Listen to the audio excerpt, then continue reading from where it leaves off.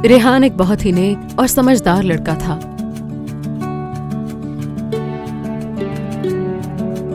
वो पढ़ाई में दिल लगाने वाला और अपने बुजुर्गों की अतात और इज्जत करने वाला था।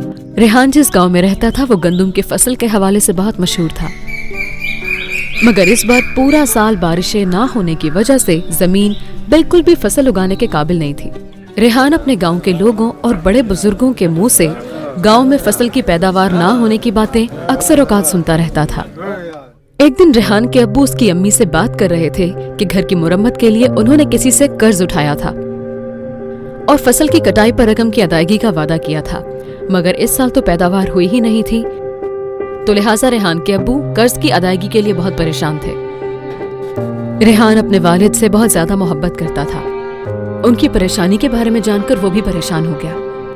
उसे समझ नहीं आ रहा था कि आखिर वो अपने अब्बू की मदद करने के लिए क्या करे। इसी दौरान वो अपने कुरान का सबक पढ़ने के लिए मदरसे चला गया।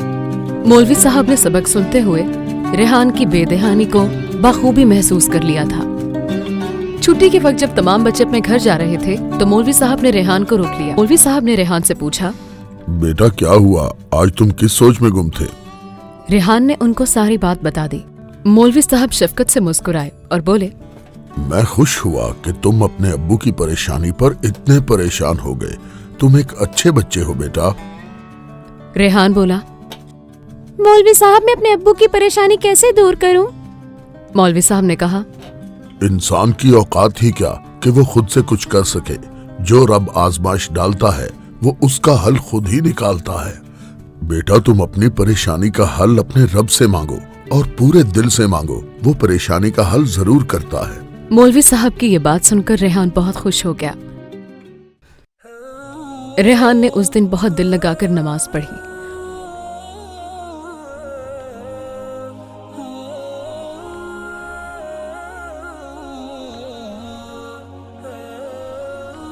और अपने अब्बू की परेशानी हल हो जाने के लिए दिल से दुआ मांगी। वो पूरा दिन इंतजार करता रहा, मगर उस दिन बारिश ना हुई।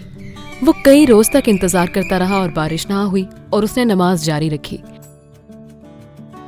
इसी तरह कई रोज गुजर गए।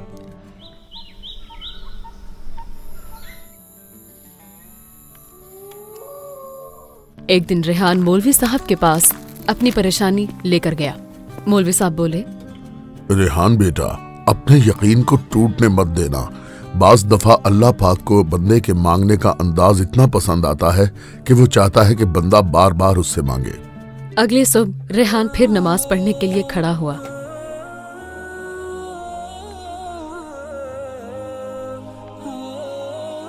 उसके बाद उसने दुआ मांगने के लिए हाथ उठाए। अल्लाह जी, मैं जानता हूँ आप मुझसे बहुत प्यार करते हैं और आप चाहते हैं कि मैं हमेशा इसी तरह अपने दिल की बातें आपसे करता रहूं। मैं अपने अब्बू के लिए बहुत ज्यादा परेशान हूँ, लेकिन अगर इस साल भी हमारी गंदम की फसल अच्छी ना हुई तो मेरे अब्बू कर्ज नहीं चुका पाएंगे। आप तो अपने बंदों की हर जायज ख्वाहिश पूरी करते हैं ना। प्लीज आप मेरी ये दुआ पूरी कर दें, बारिश बरसा दें। मैं हमेशा आपका अच्छा बंदा बन के रहूंगा।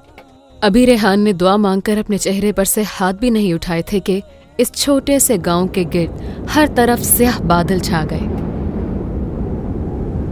रेहान स्याह बादल देखकर बाहर निकला और खुशी से अपने अम्मी और अब्बू को आवाज देने लगा। रेहान के अम्मी अब्बू और आसमान पर मौजूद फरिश्ते इस नन्हे से नेक इंसान की दुआ की कबूलियत के मनाजिर देख रहे थे।